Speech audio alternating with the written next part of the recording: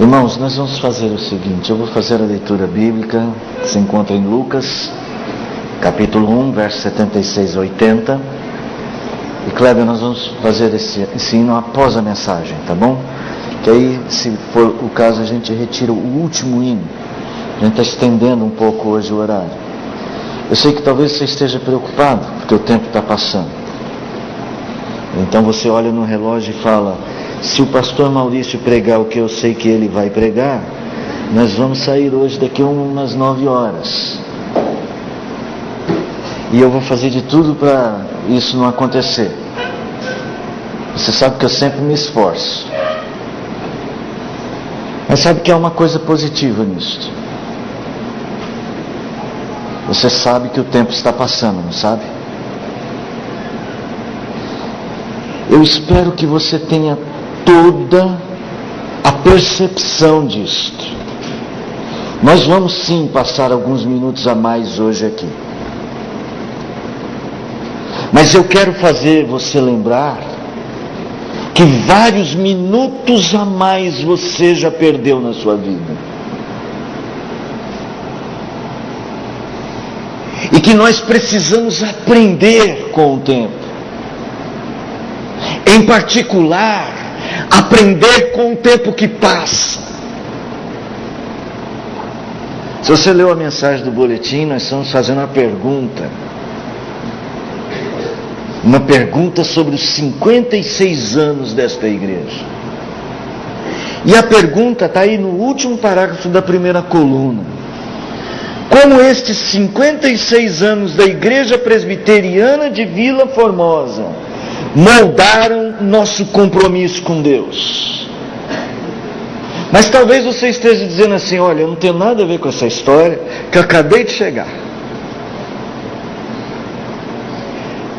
Então eu faço uma pergunta a você: como esse seu tempo de vida com Deus tem moldado o seu compromisso com Cristo? O tempo está passando. E nenhum de nós sabe quanto tempo ainda tem. Mas muitos já perderam muito tempo. A gente costuma dizer: olha como o tempo passa. Viram esses meninos que estão sendo batizados hoje? Daqui a pouco nós vamos dizer assim: como estão grandes, como o tempo passa.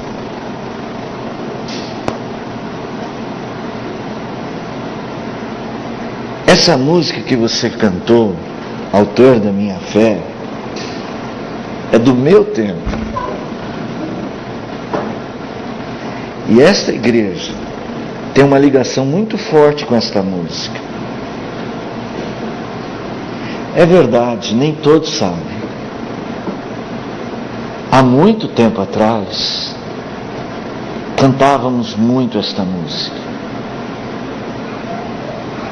Era um solo de um filho desta igreja. Mas que hoje não está tão firme na sua fé. Nós todos corremos este grande risco. E nós precisamos aprender com a palavra. Nós precisamos ter compromisso com Cristo. Este texto que nós vamos ler é parte de um cântico, o cântico de Zacarias. Eu vou ler só a segunda parte. Depois você pode ler a partir do versículo 67. Você verá que é um cântico e que nós estamos vendo só uma segunda parte. Na primeira parte, ele fala da obra de Deus. E na segunda parte, Zacarias, como um profeta, numa profecia, se você ver lá o verso 67, profetizou dizendo. Zacarias fala da esperança que ele tinha na obra que Deus iria fazer através de João Batista, o seu filho. E ele no verso 76 diz assim: tu, menino, serás chamado profeta do Altíssimo, porque precederás o Senhor preparando-lhe os caminhos, para dar ao seu povo conhecimento da salvação, no redimi-lo dos seus pecados, graças à entranhável misericórdia de nosso Deus, pela qual nos visitará o sol nascente das alturas, para alumiar os que jazem nas trevas, na sombra da morte, dirigir os nossos pés pelo caminho da paz. O menino crescia e se fortalecia em espírito, e viveu nos desertos até o dia em que havia de manifestar-se a Israel. Meu irmão, se você tem identificado que o tempo tem passado e o teu compromisso com Cristo está deixando a desejar, eu quero chamar você esta noite a ouvir esse texto.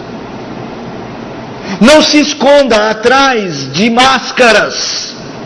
Eu vou na igreja. Isso para mim não quer dizer nada, e muito menos para o Senhor. Isso é muito importante, é lógico que nós sabemos que é.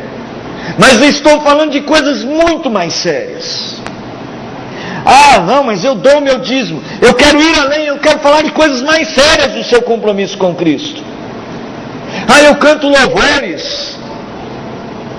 Eu quero falar de coisas ainda mais sérias. Eu quero falar da tua vida com Ele. Porque assim como Zacarias tinha uma esperança que Deus iria cumprir o seu propósito na vida de João Batista, assim Cristo Jesus tem esperança na sua vida. Hoje nós vamos fazer um paralelo do ministério de João Batista, descrito aqui nesses versículos, com o que Deus espera da sua igreja, com o que Deus espera de você. O que Deus espera da minha vida? Como está o seu compromisso com Cristo? Então eu vou repetir. Se você identifica que há falhas, que há brechas, que há lacunas no seu compromisso com Cristo, peça a Deus que fale com você nesse texto. Feche os seus olhos por alguns instantes. Senhor, nós desejamos e precisamos ouvir a Tua voz, porque precisamos aprender a essência do nosso compromisso com o Senhor. Ajuda-nos a descobrir, Pai, porque o tempo está passando e não podemos perder tempo. Te pedimos que nos abra os olhos para o futuro e nos ajude a ver, contemplando as maravilhas da Tua lei. Nos permita isso em nome de Jesus. Amém. Meus irmãos, o texto todo ele tem uma moldura. A gente, quando estuda a palavra, chama isso de moldura textual. Existe uma poesia, um cântico, do versículo 68 ao 79. Mas há um versículo de introdução, 67, há um versículo final, 80. Esses dois versículos são a opinião de Lucas sobre esse texto. Há uma descrição importante nesses dois versículos. Primeiro, que Lucas está dizendo o seguinte: maravilhoso é o cântico de Zacarias, mas o importante neste cântico é descobrir o que ele fala sobre João Batista. Você percebe isso? Porque diz assim: Zacarias, seu pai. Veja, ele não está tanto se importando, a ênfase dele, o foco, a personagem que ele quer ver é João Batista. E ele termina dizendo o seguinte, verso 80, o menino crescia e se fortalecia. Então essa é a moldura. É o ministério de João Batista que está na mente de Lucas. Lucas fala assim: vamos entender este ministério. Quando Zacarias cantou, ele foi dirigido pelo Espírito Santo. O verso de número 67 diz: ele estava cheio do Espírito, e o que ele cantou era uma profecia. Ele falou o que esperava, e eu posso dizer o que Deus esperava de João Batista. E eu quero fazer um paralelo entre nós e ele. Mas antes de falarmos da essência do nosso compromisso com Deus, vamos começar pensando que a essência do nosso compromisso com Deus exige amadurecimento, irmãos. No verso de número 80, eu vou lá para o final. Antes de começar o seu ministério, antes de sair pregando arrependimento como João fez tantas vezes. João tinha um compromisso de crescimento, irmãos. A essência do nosso compromisso com Cristo começa na busca de uma forte preparação para viver da fé. Há pessoas que entram para a fé, que buscam crer em Jesus, mas não estão nem aí para desenvolver esta fé. Nada fazem para que esta fé amadureça. Nós precisamos encarar de frente o que a Escritura fala sobre isso. O escritor aos Hebreus, no capítulo de número 5, ele diz que, atendendo ao tempo decorrido, nós devíamos ser mestres. Meu irmão, o tempo está passando, onde você está? O apóstolo Paulo escreveu aos crentes de Corinto e dizia que eles eram como crianças. Nós não podemos ter um compromisso com Cristo e deixar o tempo passar sobre a nossa fé e mantermos uma fé infantil.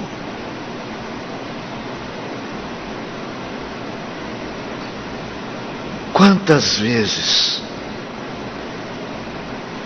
quantas oportunidades você teve para ser um crente melhor, para conhecer mais a palavra? Você acha que Deus não vai te dizer nada sobre isto? A Bíblia diz que a quem muito foi dado, muito será cobrado. Você acha mesmo que Deus vai simplesmente receber você e isso não vai fazer diferença nenhuma? Talvez você esteja certo, que a salvação é pela graça, né? Mas como é que eu sei que fui objeto da graça? Sabe que nós temos vários textos bíblicos que nos alertam sobre isso. Um deles é aquele em que Jesus Cristo pega um cidadão, ele conta uma parábola, e ele diz assim: alguém recebeu um talento e o enterrou. Uma oportunidade. E não aproveitou. E lá no final, o texto diz assim: servo mau e negligente. Nós não podemos lidar com a nossa vida de fé como uma opção. Nós precisamos crescer. O texto diz que antes mesmo de cumprir o propósito do seu ministério, João viveu nos desertos, até o dia em que ele haveria de começar esse trabalho. Mas João teve um compromisso com essa missão. João trabalhou a sua fé. O menino crescia e se fortalecia em espírito. As palavras que Lucas usa para descrever crescer e fortalecer são diferentes. Uma parece muito indicar a ideia de que ele crescia como todas as outras pessoas crescem. Mas quando ele se refere a fortalecer em espírito, era como se João estivesse esse tempo todo lá no deserto, talvez a sua juventude, talvez a sua mocidade, até ele completar talvez os 29, 30, 31, já que Jesus foi batizado com 30 e ele nasceu meses antes. Talvez alguns anos antes, alguns meses antes, não sei. O que eu sei é que João sabia que preparar-se era necessário. Nós vemos jovens buscando no casamento uma vida melhor. E a gente se prepara para o casamento, não se prepara? Bom, deveria. E hoje vocês têm um privilégio que eu vejo os jovens casando, quase todos já têm seu apartamento. Quem dera eu, quando casei, já ter tido meu apartamento. Eu casei no mês de março e fui comprar as minhas coisas em janeiro. E teve coisa que nós compramos depois. E como a gente é bom para se preparar para as coisas desta vida. Os pais investem nos filhos, preparam os seus filhos para o mercado de trabalho. Às vezes, até falando, ó filho, você não vai no trabalho da mocidade não, porque você tem que estudar, porque você tem que passar no vestibular. E eu nem estou fazendo juízo de valor. O meu problema é quando você investe tudo para se preparar para uma vida que vai acabar. E nada investe, sequer uma oração a mais das rotineiras. Nada investe e perde tempo e perde oportunidade de crescer. A essência do nosso compromisso com Cristo está diretamente ligada a ter o compromisso de crescer na fé. Abra sua Bíblia, se puder, lá na carta que Pedro escreveu, a segunda carta, no capítulo de número 3.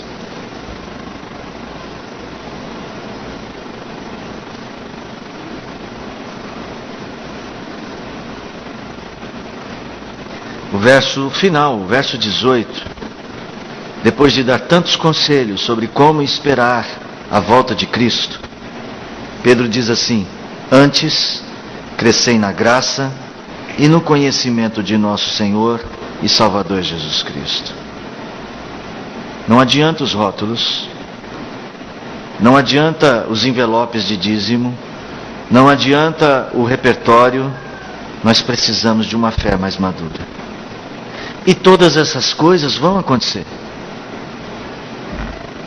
Vontade de estar mais vezes na igreja, a vontade de oferecer os dons para o trabalho, o louvor estará mais continuamente no seu coração, mas estaremos mais maduros, porque a nossa grande tarefa exige pessoas mais amadurecidas. E vamos voltar para o verso de número 76. João tinha um compromisso com o seu ministério, então ele se preparou. No deserto ele crescia e se fortalecia. Mas o texto, verso de número 76 e 77, falam de uma esperança que Zacarias tinha. Zacarias, o pai que está cantando este cântico, fazendo esta profecia sobre João, está dizendo assim: bom menino, nós estamos na expectativa do teu ministério. Tu serás chamado profeta do Altíssimo, porque precederás o Senhor, preparando-lhe os caminhos, para dar ao seu povo conhecimento da salvação, no redimi-lo dos pecados. Meus irmãos, Deus espera que nós nos preparemos para esta grande obra, de falar a este mundo de forma profética. Vocês estão em pecado. Eu sei, essa expressão ministério profético hoje é muito deturpada, né? Eu vi a definição de uma pessoa que dizia ter um ministério profético, que ele dizia o seguinte: ter um ministério profético é ter o poder de trazer à realidade as bênçãos de Deus. Os profetas do Antigo Testamento não eram assim. O que era o ministério dos profetas do Antigo Testamento? Basicamente, dizer ao povo: vocês estão no caminho errado, e apontar o caminho certo. Pode ler todos os profetas. Eles nem tanto se preocuparam com o futuro, embora eles tenham muitas profecias futuras. Você lerá os profetas e perceberá a preocupação deles com a sua geração. Você verá o compromisso deles com a sua geração. E se você for ver o ministério de João, o que João fez como um profeta de Deus foi dizer: arrependei-vos. E muitas vezes ele disse: raça de víboras. E muitas vezes ele disse: crede no Evangelho. O reino está próximo, o machado está na raiz da árvore. A essência do nosso ministério, de nosso compromisso com Cristo, É continuarmos a pregação da mensagem que diz para as pessoas que elas precisam se arrepender dos seus pecados. Isso é igreja. Meus irmãos, a Igreja Presbiteriana de Vila Formosa não viveu 56 anos da sua própria mensagem, mas dessa, de dizer às pessoas, como disse a nós,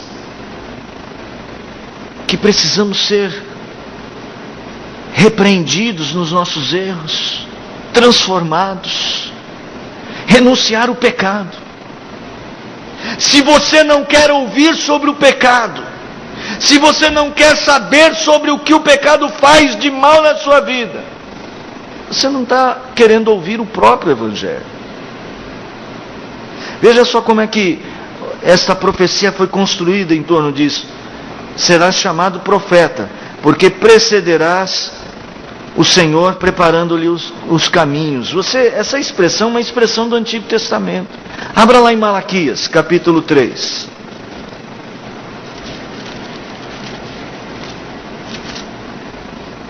Tanto Malaquias quanto Isaías usaram essa ideia de preparar o caminho. Isaías lá no capítulo 40 e Malaquias no capítulo 3.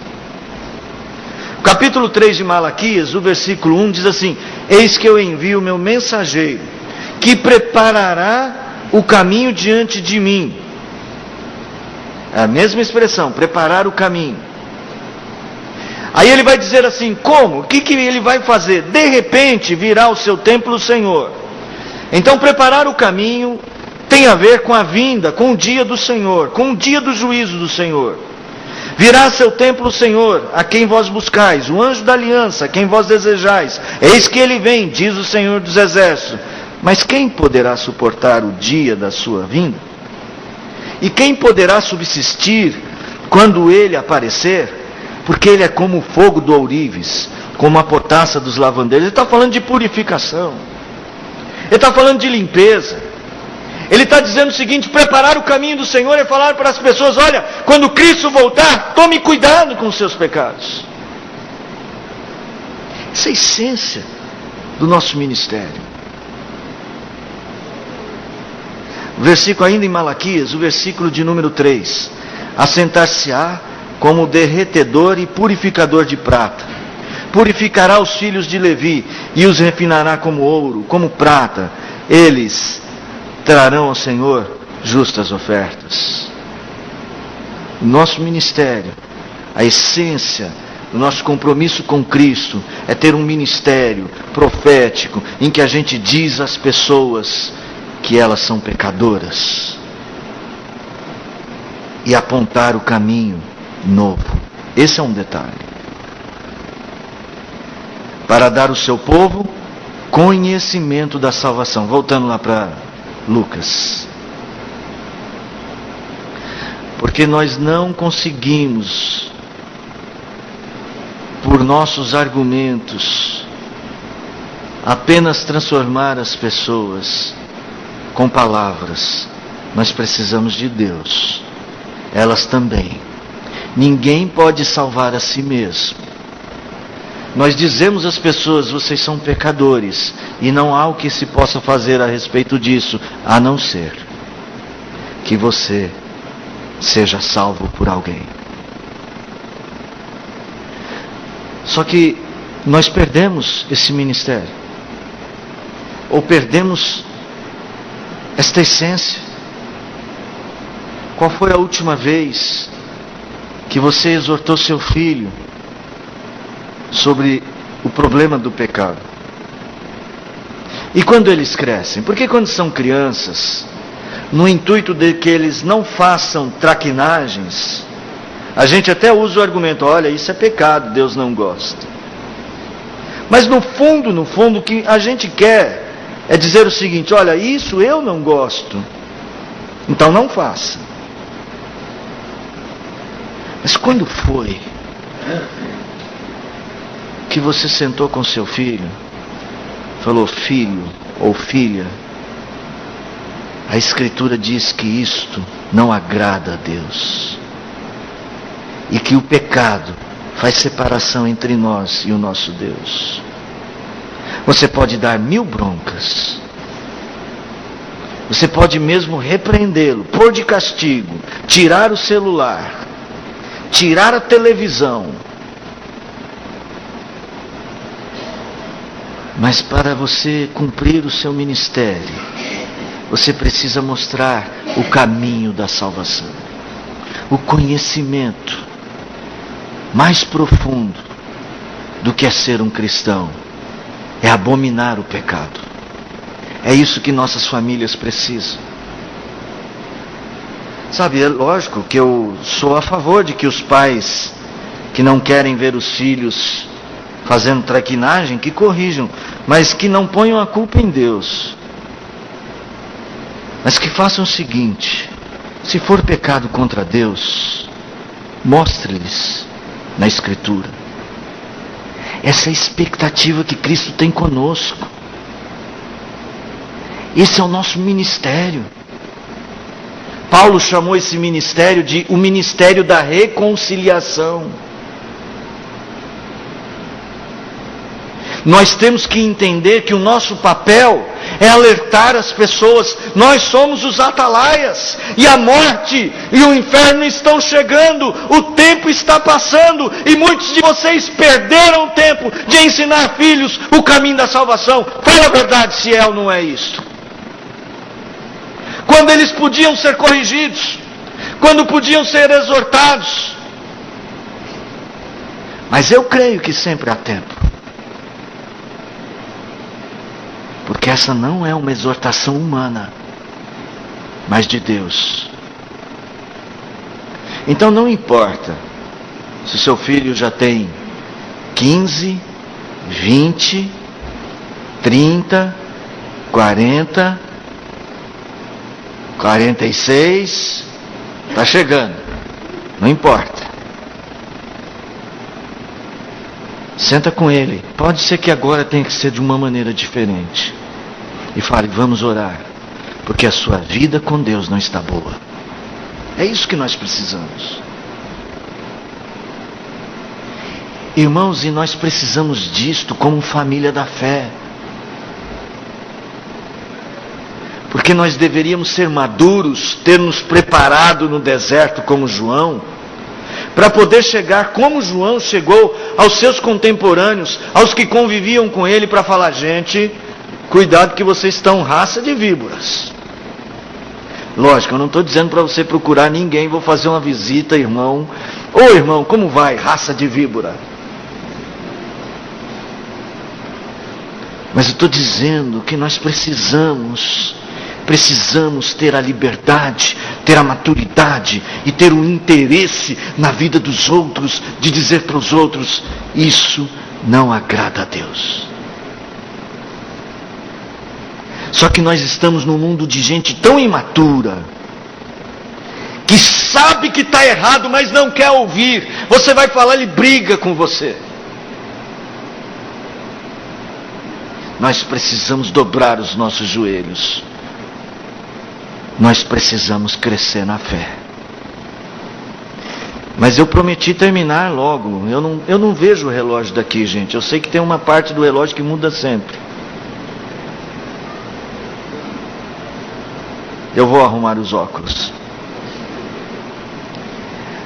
Mas há uma coisa importante que o ministério de João possuía e que nós também temos de possuir. No verso de número 78. O compromisso de João com seu ministério tinha a ver com essas palavras. Lembrando, para dar ao seu povo conhecimento da salvação, no redimi-lo dos seus pecados, graças à entranhável misericórdia de Deus, pela qual nos visitará o sol nascente das alturas, para alumiar os que jazem nas trevas e na sombra da morte, e dirigir os nossos pés pelo caminho da paz.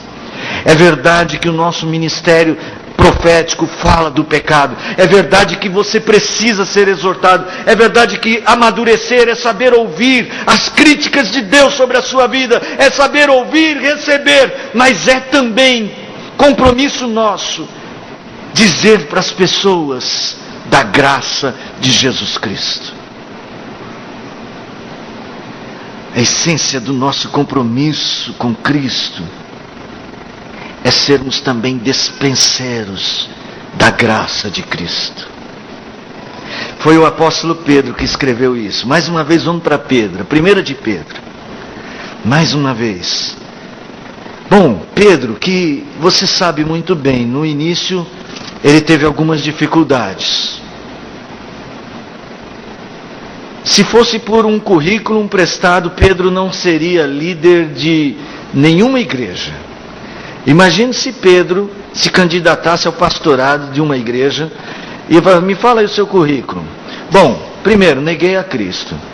Já começa mal, né? Segundo, disse para Cristo não ir para a cruz coisa nenhuma, piorou. Mas quando na hora H eu fiquei bravo, cortei a orelha de um guarda. O presbítero que está entrevistando faz assim e fala, muito obrigado, senhor, vai embora. Mas este homem cresceu.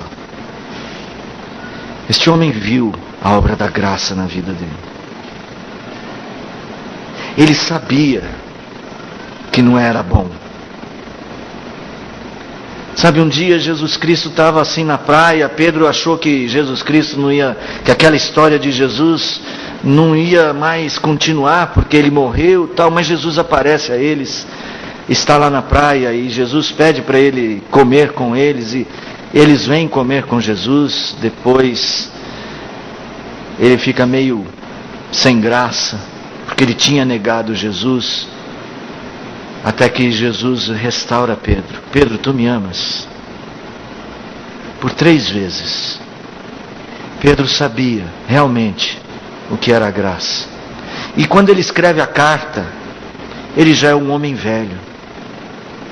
Um homem que sabia de onde veio e o que era naquele momento. Porque o tempo havia passado. E olha o que ele escreve no capítulo 4. Da sua primeira carta, no verso 7. O fim de todas as coisas está próximo. Pedro fala, o tempo está passando, gente. Ele até mesmo vai dizer, olha, um dia são como 1000 anos como um dia. Ele vem logo. Sede, portanto, criteriosos e sóbrios, a bem das vossas orações. Acima de tudo, porém, tende amor intenso uns para com os outros, porque o amor cobre multidão de pecados. Lembra que nós estamos falando de um ministério de pecados? Ou de acusação do pecado? Agora nós estamos falando de um ministério que cobre pecados. A ideia é, faz aquilo que o propiciatório fazia. Ao derramar sangue, os pecados eram escondidos. Sede mutuamente hospitaleiros, sem murmuração. Servi uns aos outros, cada um conforme o dom que recebeu. Servir as pessoas. E ele vai terminar dizendo, como bons despenseiros da multiforme graça de Deus. O despenseiro era um mordomo. O que ele fazia e qual era o seu trabalho? Era ir até a despensa do seu patrão, do dono da fazenda. Ele tinha lá, tem o dono da fazenda, o mordomo e os empregados.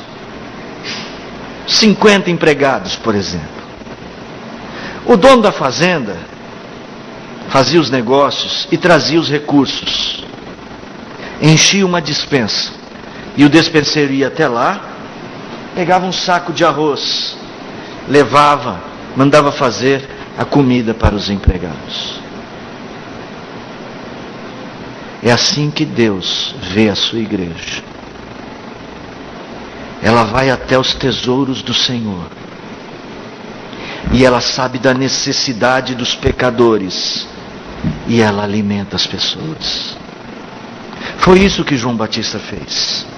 Veja aqui, só para você perceber no texto, voltando para Lucas, que algumas palavras mostram um contraste. Ele começa dizendo, nos visitará o sol nascente das alturas, para iluminar os que jazem nas trevas. O sol e as trevas, a luz e as trevas. Ele fala assim, é nosso papel, é o papel de João, dizer às pessoas que estão nas trevas, que existe luz. Elas não sabem para onde vão.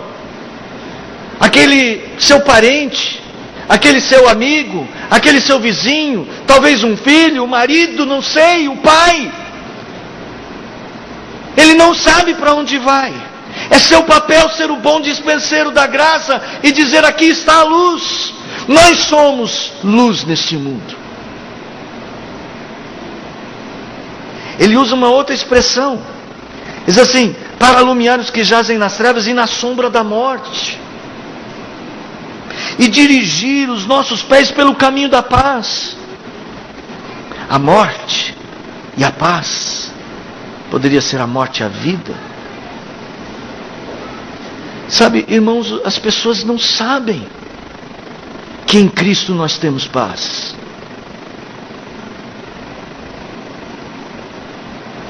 É nosso compromisso com Cristo, em essência, é servir a este mundo com os benefícios da paz que está em Cristo Jesus. A minha paz vos dou. Irmãos, há uma expressão nesses versículos que eu quero destacar: entranhável misericórdia de Deus.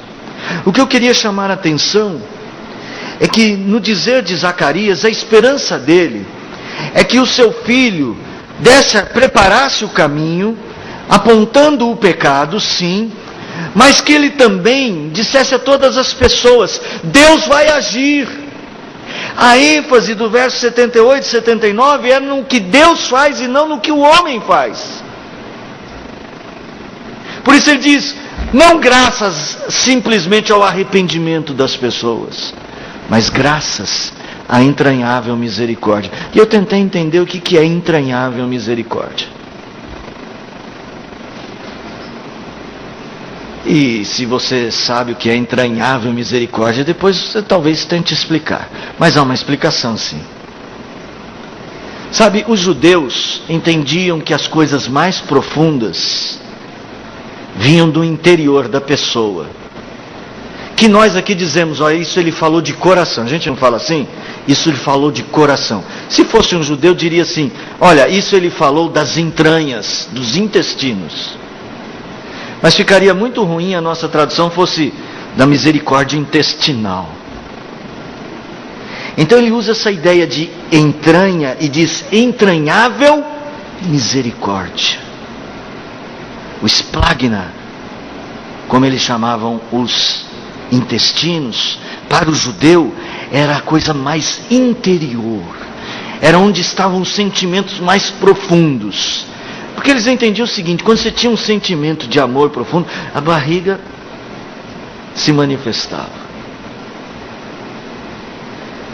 Sabe, irmãos, nós precisamos dizer às pessoas que existe uma misericórdia diferente. Por mais que elas sejam mesmo pecadoras, por mais que elas estejam frias e distantes de Cristo, existe uma misericórdia que traz luz sobre as suas trevas, que traz amor e paz sobre as suas guerras, sobre as suas sombras. É a misericórdia que vem do interior, das entranhas, do coração do nosso Deus. Isso é o que a igreja deve fazer. Isso é o que você, como igreja, deve fazer. Mas a minha pergunta esta noite é: você tem crescido, amadurecido para fazer essas coisas? Você é alguém que, como igreja do Senhor, colocada neste mundo para dizer às pessoas: arrependam-se e confiem na misericórdia entranhável de Deus. Você é alguém que tem tido compromisso com esse ministério, que está investindo tempo para crescer na capacidade de falar de Cristo às pessoas. Você tem feito isso? Se não tem feito, irmão, eu quero novamente lhe alertar: O tempo está passando. Já dizia o poeta e cantor: não temos mais o tempo que passou. Só que eu discordo dele numa coisa. Ele dizia assim: mas temos muito tempo. Temos todo o tempo do mundo, não é isso que ele dizia? E eu quero dizer diferente. Não sabemos quanto tempo temos. Porque o relógio pode terminar hoje para qualquer um de nós. E o próprio Cristo pode voltar. Então aproveite bem esse tempo. 56 anos de história, irmãos, já se passaram. Nós louvamos a Deus por isto. Mas eles não poderão produzir mais nada na sua vida, senão o conhecimento armazenado. A santificação de hoje não pode viver das glórias do passado. Porque Deus está interessado em você agora. Nós estamos aqui para olhar para o passado. Mas nós mostramos que tipo de igreja somos. Qual o nível de nosso amadurecimento? Pelo modo como olhamos para o futuro. Uma igreja madura desejará ser sempre melhor no futuro. Ela sai de cada culto pensando o que vai fazer para ser melhor. É desta igreja que nós estamos precisando aqui em Vila Formosa. Eu quero concluir dizendo que uma das coisas que eu mais desejo no meu ministério é corrigir as minhas falhas. Eu tomo, por exemplo, o próprio Pedro, que precisou de muitas correções. Mas nos dias de hoje, nós precisamos de um ministério conjunto. Nós precisamos de muitas pessoas trabalhando. Nós precisamos de uma igreja envolvida. Porque tem sido muito difícil. Nós precisamos de crentes arrependidos, dispostos a fazer o que é certo, prontos para caminhar com os outros. Quando os irmãos caem, não fique olhando de binóculo à distância. Nos ajude. Vá ao encontro dos que se perdem. Vá ao encontro das ovelhas. Irmãos, nós precisamos de ser um corpo. Não um corpo que delega suas obrigações. Esse ministério para o qual devemos amadurecer é nosso. Não é meu, não é do pastor Abel, não é do pastor Marcos Kleber, não é do Valmir, do conselho, dos músicos. É nosso, de cada um dos crentes. Então, é preciso lembrar 3 coisas. A primeira, é entre você e Deus que esse compromisso precisa ser forte em primeiro lugar. Porque se não for forte entre você e Deus, não será no restante das relações. Segundo, é entre você e o corpo de Cristo.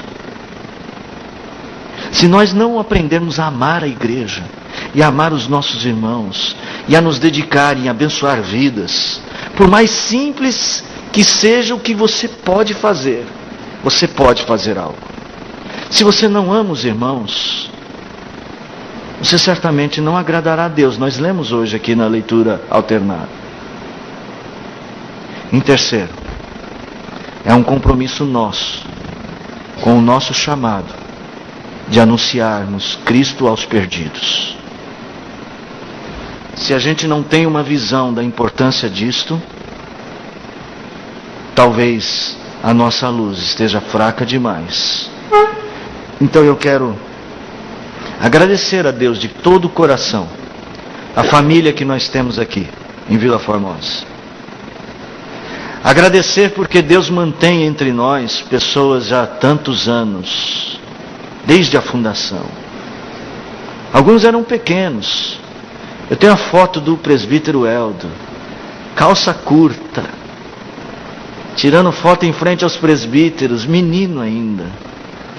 O irmão Farias, tantos anos. Paulo Rodrigues, tantos anos. Mas o tempo está passando. A irmã Augusta, o tempo está passando. E eles estão indo embora. Mas sabe, agora é o nosso compromisso. É a nossa vez. Podemos dizer não. Podemos virar as costas. Então temos que agradecer pelo que passou. Mas temos que pedir a Deus que faça algo em nós hoje. Então eu quero convidar você a ouvir essa mensagem e olhar para o futuro. E pedir a Deus que te ajude a ter um compromisso com Cristo. Parabéns para todos nós. Para os de muitos anos, para os que vieram ao longo do caminho e para os que estão chegando agora. Esse é o corpo de Cristo. E nós queremos que você lute por ele. Para mim, uma igreja completa aniversário bem, quando ela continua a jornada que chegou a completar até aqui. E que Deus nos abençoe. E seja assim em nossa igreja. Pai bendito, o Senhor nos deu o privilégio imensurável de estar na Tua presença, irmãos reunidos fraternalmente, na Tua presença para prestar um culto a Ti. Louvamos por esse privilégio que o Senhor Jesus Cristo conquistou com a Sua morte e ressurreição, nos abrindo um caminho de acesso à Tua presença. Estamos diante do trono do Senhor, pelos méritos de Jesus Cristo, e pela intercessão do Teu Espírito, que ora por nós, porque não sabemos orar. Estamos diante do trono do Senhor para Te agradecer por todas as bênçãos e alegrias e vitórias que essa igreja tem passado nesses 56 anos de existência. Agradecemos por aqueles que nos antecederam e por aqueles que estão hoje na luta, na batalha, e que a mensagem dessa noite possa ser desafiar dos seus corações. Que realmente sejamos cristãos verdadeiros, que trabalhemos por gratidão por aquilo que o Senhor nos tem feito. Abençoe o Maurício, pastor dessa igreja, do Kleber, e toda a liderança da igreja, e todos os irmãos, todas as famílias, e cada irmão individualmente. Cada um seja responsável na proclamação do Evangelho, principalmente vivendo uma vida cristã integral. E a graça do nosso Senhor Jesus Cristo, o amor de Deus eterno Pai, e as ternas consolações e comunhões do Divino Espírito Santo, repousa sobre nós, ó irmão, sobre esta igreja, sobre a sua liderança, sobre o seu pastor, e sobre todo o povo em toda a face da terra, hoje e até a vinda gloriosa, visível, de Cristo Jesus, o nosso Senhor. Amém.